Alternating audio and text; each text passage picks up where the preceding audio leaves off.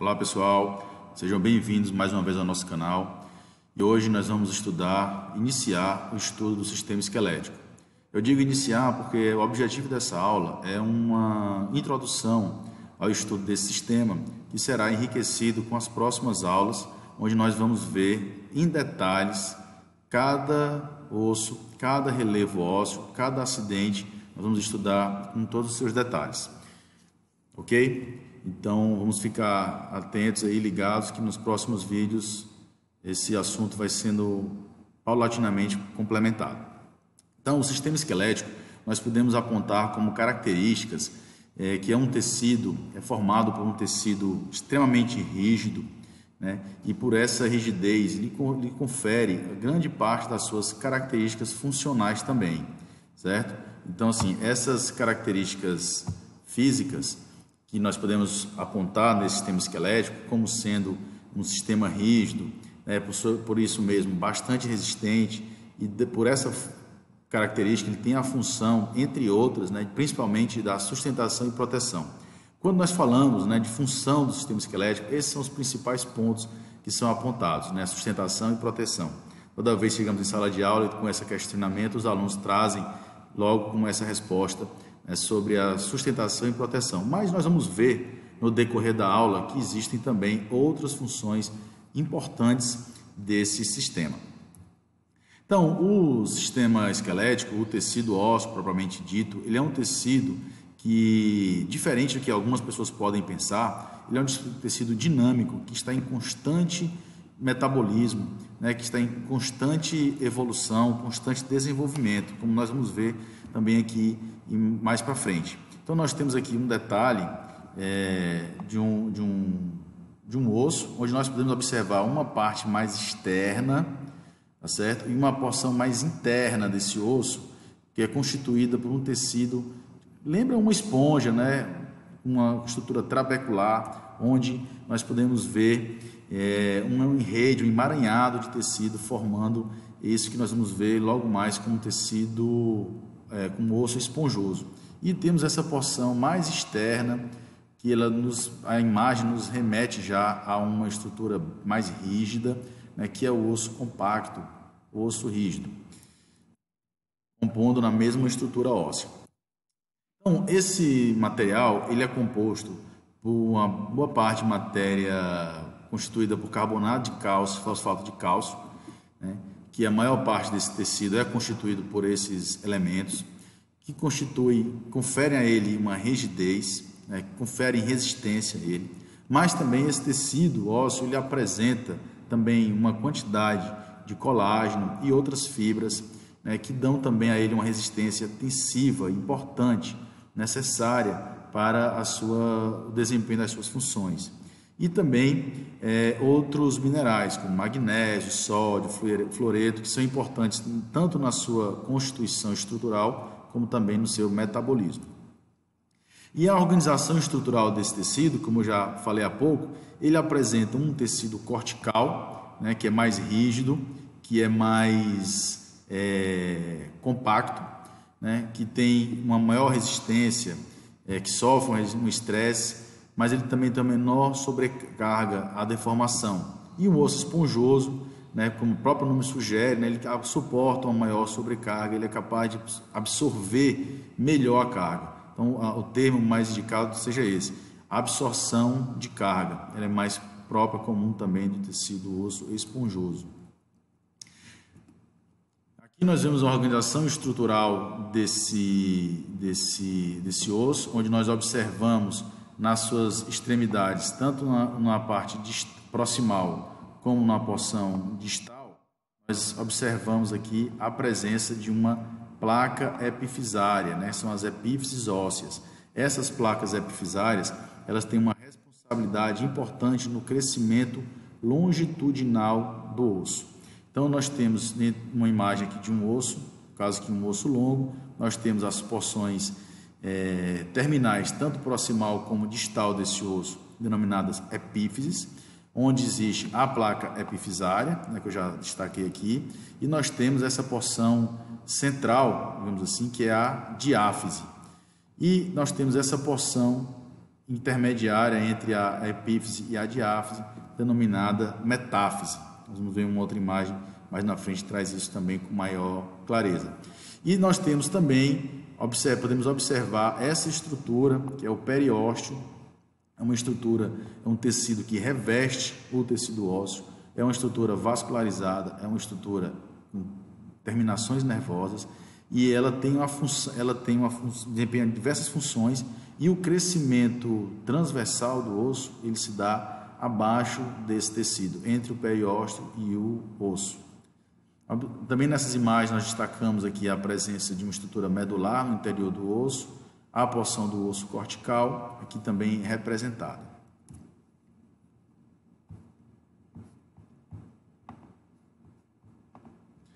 Aqui, outra imagem, onde destacamos aqui a epífise, né, e onde destacamos também a porção do osso compacto e do osso esponjoso. Aqui nós temos um exemplo de osso, né, um pedaço de um osso, onde nós podemos observar essa porção que eu estou apresentando como sendo a parte cortical, propriamente dita, e nós vemos na parte do outro lado desse fragmento ósseo, nós vemos a parte trabecular, que aqui eu vou apresentar melhor. Então aqui nós vemos a parte trabecular do osso, né, no interior e sendo circundada, digamos assim, por osso cortical. Aqui nós temos a imagem também representando a porção onde nós observamos aqui a quantidade de osso esponjoso e aqui a parte do osso cortical também sendo representada, tá? Então, assim, esse osso, ele apresenta esse osso cortical apresenta essa porosidade e ele tem uma grande importância no metabolismo ósseo, uma grande importância na função óssea, certo? Então, essa quantidade de mineralização do osso, a porosidade do osso, ela é fundamental para as características mecânicas do tecido ósseo. Então, nós podemos dizer que a porosidade do osso ela é inversamente, ou seja, indiretamente proporcional à mineralização óssea. Então, ou seja, quanto maior porosidade esse osso apresentar, menor a mineralização óssea. Ou por outra, quanto maior a mineralização óssea, menor vai ser essa porosidade apresentada pelo tecido ósseo. E essa condição desse metabolismo que influencia diretamente na resistência óssea, essa fisiologia óssea, ela é responsável pela resistência do osso, né? E assim as suas características mecânicas. Então assim nós vamos ver que a lei de Wolff diz o quê? Que a resistência do osso ela é variável de acordo com o estresse sobre esse osso. Ou seja, o osso ele precisa sofrer uma sobrecarga, precisa sofrer um estresse para que ele tenha o seu metabolismo adequado, para que ele tenha a sua resistência adequada, para que ele tenha a sua mineralização adequada, tá certo? Então, assim, o que é esse estresse que o osso precisa para ter a sua função normal? É a contração muscular, a própria gravidade, tá certo? A própria ação de uma atividade física já traz esse estresse para o osso, fazendo com que ele tenha a sua resistência mantida. Tá? Então, o osso ele passa por esse processo constante de modelagem, remodelagem óssea, certo?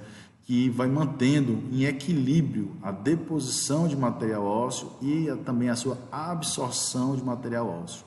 Ou seja, os osteoblastos, né, que são as células que vão originar em sua maturidade os osteócitos, as células ósseas propriamente ditas, e em equilíbrio com os osteoclastos, que são os que vão fazendo a reabsorção desse material ósseo. Então, vai se mantendo um equilíbrio entre a modelagem e remodelagem óssea. Algumas condições alteradas também podem ser apontadas, como a hipertrofia e a atrofia. Então, muito relacionadas também a condições metabólicas, que é condições hormonais, e também a condições de hábitos, a condições de atividade física e de estresse sobre esse osso. Então, como eu falei, né, esse osso ele é remodelado e reparado um processo dinâmico e constante. Então, há uma constante renovação desses tecidos ósseos, desse tecido ósseo.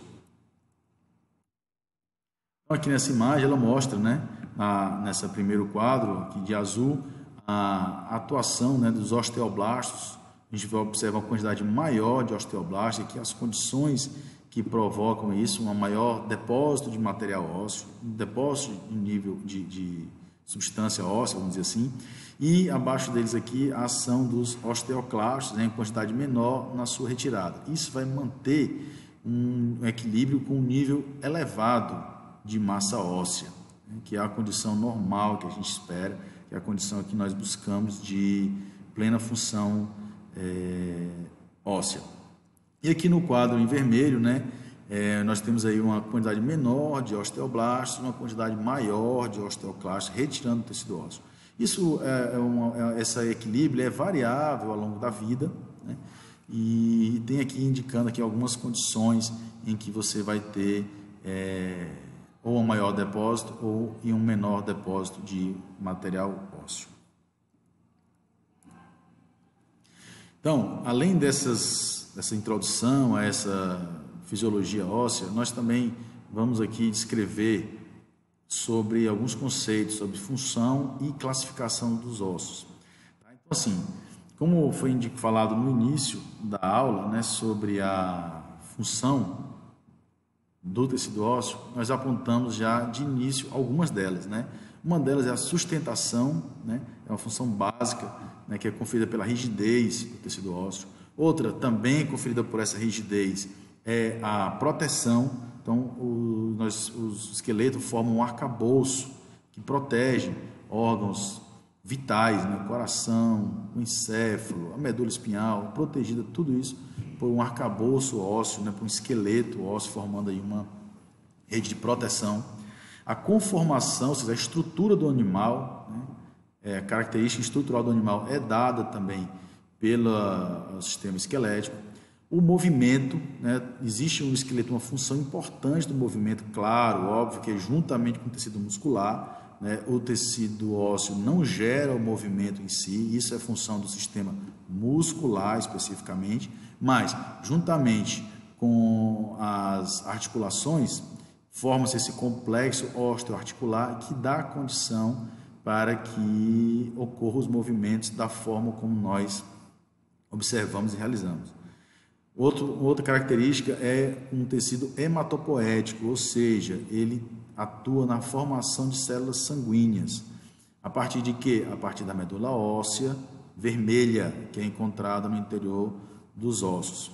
Armazena íons, como vimos, íons principalmente de cálcio, fósforo. Armazena energia na forma de gordura no interior dos ossos, constituindo a medula amarela. Então, veja que o tecido ósseo, ele apresenta diversas funções importantes, funções vitais para o animal. Assim, também temos a classificação de tipos de esqueleto, como endoesqueleto, presente em alguns animais, como os mamíferos, né? Ou seja, que onde o esqueleto está interno, e um exoesqueleto, que é o que a gente observa em crustáceos, por exemplo, que apresenta um esqueleto externo. Mas tanto de uma forma como outra, né, a função de dar ao animal esse arcabouço rígido, ela está presente. Então, aqui só ilustrando, né, um exoesqueleto, onde a gente tem um arcabouço externo, e aqui um mamífero, né, um endoesqueleto, mostrando aí a localização interna desses ossos. Didaticamente, também, o esqueleto humano, né, o esqueleto ele é dividido em esqueleto axial, que compõe o eixo do corpo humano, né, o eixo central do corpo humano, é formada pelo crânio, pelas vértebras, os ossos da caixa torácica, externo, costelas, o osso hioide e os ossículos da audição fazem parte desse esqueleto axial. E o esqueleto apendicular, nós vamos ter como sendo formado pela cintura escapular e a cintura pélvica e os membros superiores e inferiores, formando o esqueleto assim apendicular. Então, aqui nessa imagem nós temos a estrutura característica em azul do esqueleto axial e em amarelo o esqueleto apendicular. Assim também, os ossos podem ser classificados de acordo com as suas características morfológicas. Então, dessa forma, nós temos os ossos longos, né, que são os ossos que têm o comprimento maior do que a largura, tá certo? São formados basicamente por tecido compacto, mas também tem quantidades consideráveis de tecido esponjoso. Então, por exemplo, fêmur, o húmero, as falanges. Então, eu chamo a atenção para esse caso das falanges, né? Porque o fêmur e o húmero são ossos longos e são grandes também. Mas as falanges são ossos pequenos, mas eles têm essas características de comprimento maior do que a largura e são também classificados como ossos longos. Então, não confundir essa classificação. Aqui nós temos aqui a imagem do fêmur e do húmero, né, respectivamente, osso da coxa e do braço, que são classificados como ossos longos. Ossos curtos também são ossos que apresentam aspecto simétrico, cuboide, né, entre comprimento e largura. Então, são ossos que lembram, como o próprio nome está dizendo, né, cuboide, lembram pequenos cubos, né, pequenas pecinhas. Então, esses ossos nós encontramos os ossos do carpo e do tarso, que a imagem a gente pode ver com maior clareza. Então, os ossos aqui do carpo, onde nós observamos aqui um conjunto, né, são 8 ossinhos compondo aqui o carpo, e o tarso também da mesma forma. Observe o formato cuboide desses ossos. Também de grande importância são os ossos laminares, pela sua característica morfológica. Como o próprio nome sugere, né, são ossos planos ou laminares. Como o próprio nome sugere, eles lembram lâminas, ou seja, são finos, porém tem uma grande área de extensão. Isso é importante porque confere uma condição de inserção muscular ampla, assim como também de cobertura, de proteção de uma grande área. Então, exemplos desses tipos de ossos, nós temos os ossos do crânio, externo, escápula, aqui, exemplos. Externo e a escápula, aqui como 2 exemplos de ossos laminares. Ossos irregulares, então são aqueles ossos que não têm assim um formato que podemos caracterizar, são ossos disformes, eles não têm uma forma claramente definida, que a gente possa observar e dizer, é longo, é curto, não tem como.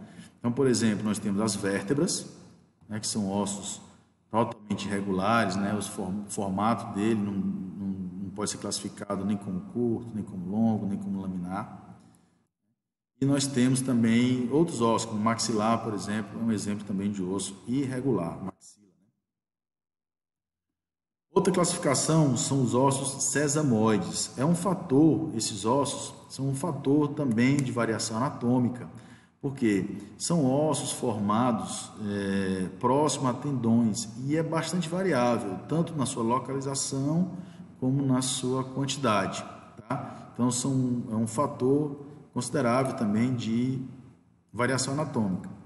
Porém, existe um osso sesamoide que é presente em todos os indivíduos. É a patela, né, que fica na região anterior da articulação do joelho.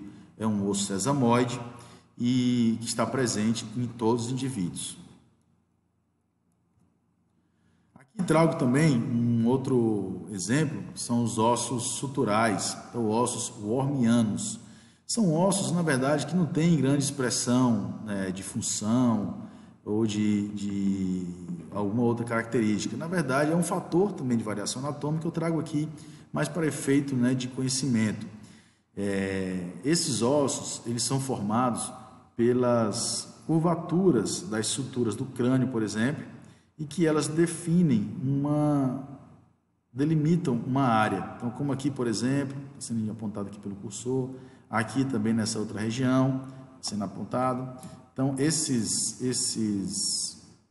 ossos, na verdade, aqui é mais como uma observação. Então, observamos aqui nessa outra região, apontado pelas setas, né? São ossos, assim, que não, como eu falei, não tem uma expressão importante de função, mas que tem aí, eu trago aqui como uma característica, né, um conhecimento a mais para nos enriquecer. Certo?